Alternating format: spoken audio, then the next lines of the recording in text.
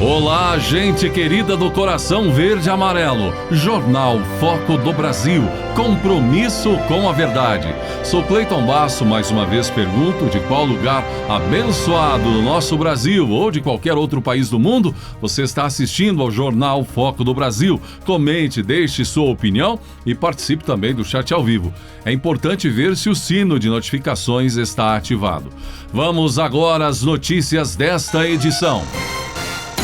E Bolsonaro deu maior susto no PT, depois da crença de que as pesquisas levavam o petista Lula em velocidade de cruzeiro, mar de brigadeiro, rumo a uma suposta vitória fácil em outubro. Já havia suspeita, inclusive, sobre quem, afinal, as pesquisas estavam entrevistando. Agora a preocupação aumentou quando, por pesquisa também, saiu o resultado de que Dilma seria uma das mulheres mais influentes da atualidade. O resultado que deixou muitos aliados desconfiados e analistas rindo, como o jornalista Augusto Nunes, né? E que deixou o PT, afinal de contas, assustado foi o presidente Bolsonaro crescendo nessas tais pesquisas que começaram a mostrar o desempenho do presidente um pouco mais compatível com parte da realidade. E isso causou apreensão no núcleo de decisões de Lula, onde a ordem agora é apressar a campanha. E entre os simpatizantes, por exemplo, tem a deputada Tabata Amaral. Ela foi uma das opiniões que emitiram alerta de preocupação generalizada com o susto que o presidente Bolsonaro começou a dar no petista. E é importante saber também que, além de acelerar a campanha no cenário do PT, também deveremos ter, possivelmente ainda neste mês de março, o lançamento da pré-candidatura do próprio presidente Jair Bolsonaro à reeleição. Tivemos agora em Brasília um momento do PL, como já vimos, não é? Com a filiação de vários deputados ao PL. Deve ter um outro momento agora nos próximos dias, e aí já em perspectiva a data do evento, não é? Do lançamento da pré-candidatura de Bolsonaro. Também, por outro lado, ainda envolvendo eleições, Ciro Gomes, né? Vimos que pediram, o PDT de Lupe pediu para Datena se ele aceita ser candidato a vice de Ciro, na chapa com Ciro, e o Moro também continuando suas andanças, sobretudo em entrevistas. E MBL e tal, mesmo depois de toda essa encrenca que meteu o tal do Mamãe Falei, né? Meteu o MBL, Moro e todo mundo na mesma confusão aí de uma hora para outra. A ministra da Agricultura, Tereza Cristina, esteve no Canadá em missão pelo aumento da oferta de fertilizantes para o Brasil. Os canadenses são os maiores produtores globais e respondem por cerca de 1/3 da disponibilidade global dos adubos. Para que nosso país continue aumentando a oferta de alimentos e contribuindo com a segurança alimentar mundial, precisaremos de fertilizantes potássicos. Isso não significa apenas assegurar os níveis atuais de compras, mas expandi-los. Podemos e devemos reforçar nossos laços e fortalecer parcerias de longo prazo. Isso significa, na prática, alimentos em quantidade e qualidade a preços acessíveis na mesa de todos, chegou a comentar a ministra. Entre os encontros, Tereza Cristina conversou com o vice-ministro da Agricultura do Canadá e teve reuniões com presidentes de grandes empresas do setor. E o resultado da viagem foi imediato, gente. Tereza Cristina pôde comemorar, ainda antes de embarcar de volta, a liberação pelo Canadá das importações de carne bovina e suína do Brasil. É um bom mercado, é uma ótima notícia. Ótima notícia para o nosso agro.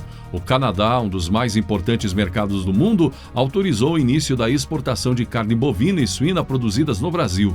Agora já são mais de 200 mercados abertos pelo MAPA, Ministério, na gestão do governo Jair Bolsonaro, anunciou ela pelo Twitter.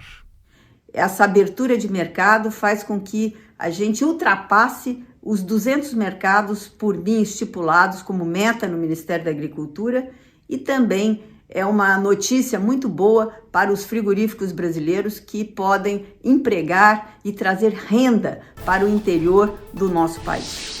Com o avanço do tempo rumo às eleições, voltou a repercutir uma fala da jornalista Miriam Leitão, onde ela defendeu banir Bolsonaro das redes sociais. Pois é, gente. Começou 2022 e aqueles que defendem certas ideologias, têm uma postura, não é? Aí na imprensa, em parte da mídia, vão incomodar e vão bater nesta tecla. Banir, no caso aqui, o presidente Bolsonaro. O vídeo foi compartilhado agora pela deputada Carla Zambelli, que questionou: jornalista pedindo censura? Que coisa, não? A declaração de Miriam Leitão foi dada no início ainda do ano, quando ela defendeu a censura do presidente Jair Bolsonaro, como aconteceu com Donald Trump nas redes sociais nos Estados Unidos. Aqui, para evitar que o presidente ganhe mais força para as eleições deste ano, ela defende que a censura seja já. Está na hora de as redes de comunicação, Facebook, Twitter, começarem a tirar o presidente Bolsonaro. E foi assim com o presidente Trump. Ele tem que ser banido das redes sociais, defendeu Miriam Leitão, que logo após a declaração causou indignação entre apoiadores do presidente Bolsonaro e também agora com o reavivamento da declaração, causando comentários acalorados sobre a atitude de uma jornalista. O senador Omar Aziz pediu um encontro com o presidente Bolsonaro, vimos, para tentar persuadi-lo a não baixar imposto, IPI. E também vimos que o pedido foi negado pelo presidente. E agora o Aziz voltou a repercutir, após sua afirmação sobre quem ele irá apoiar agora nas eleições de 2022 para presidente. Ele é contra que seu partido lance um nome. Minha posição já foi colocada lá atrás. Podem fazer 100 reuniões, podem entrar 100 pessoas no partido. Para mim está sendo indiferente. Meu candidato é o Lula, que evidentemente não é do partido de Omar, afirmou ele taxativo, segundo informações da Veja. Ex-presidente da CPI da pandemia no Senado, muita gente já tinha certo que esse seria o seu caminho em 2022.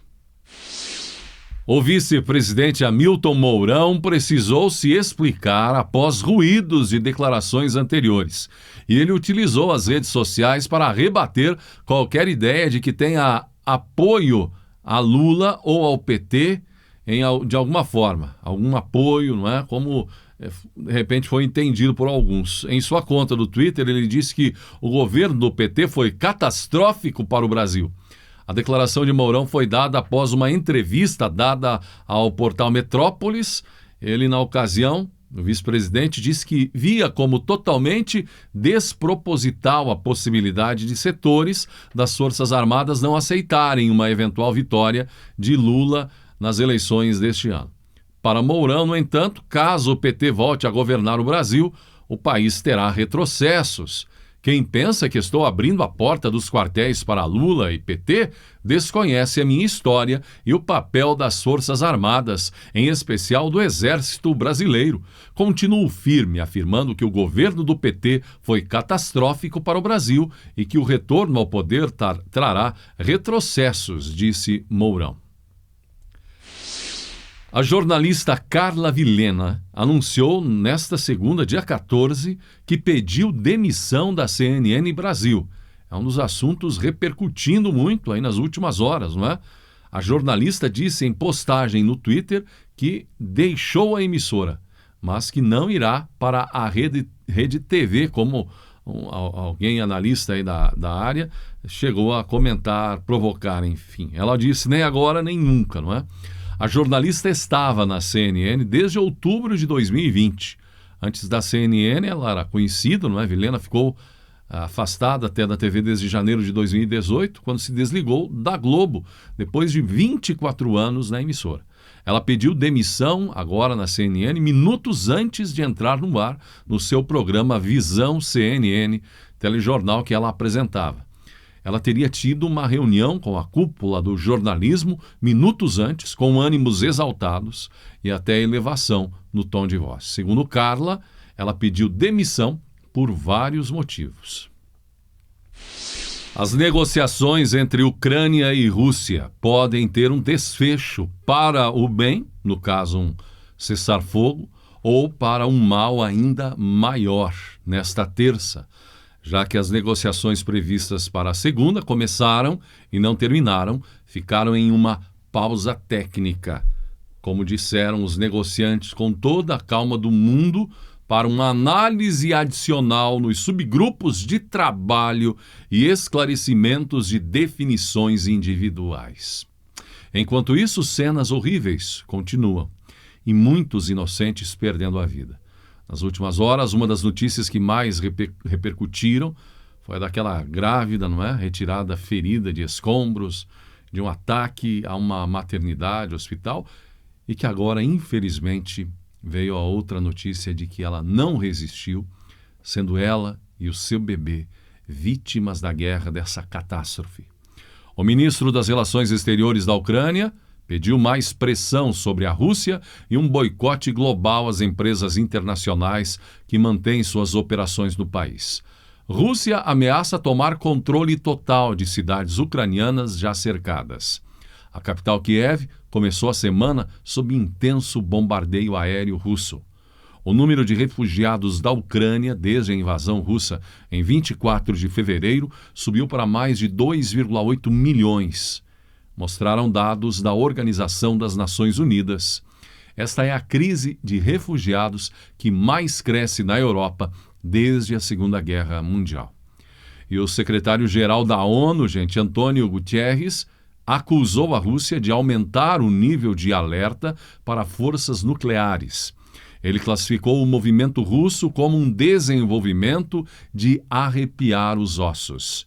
E ele foi claro, a perspectiva de um conflito nuclear, antes impensável, agora está de volta ao campo da possibilidade. Ele voltou a defender o cessar-fogo e pediu uma solução diplomática e pacífica para o conflito no leste europeu. E para você que é fã do presidente Jair Bolsonaro, se ainda não se inscreveu, inscreva-se na TV Bolsonaro. Clique no link que está aparecendo agora e não se esqueça de ativar as notificações. Gratidão pela sua atenção e que Deus abençoe a você e a sua família.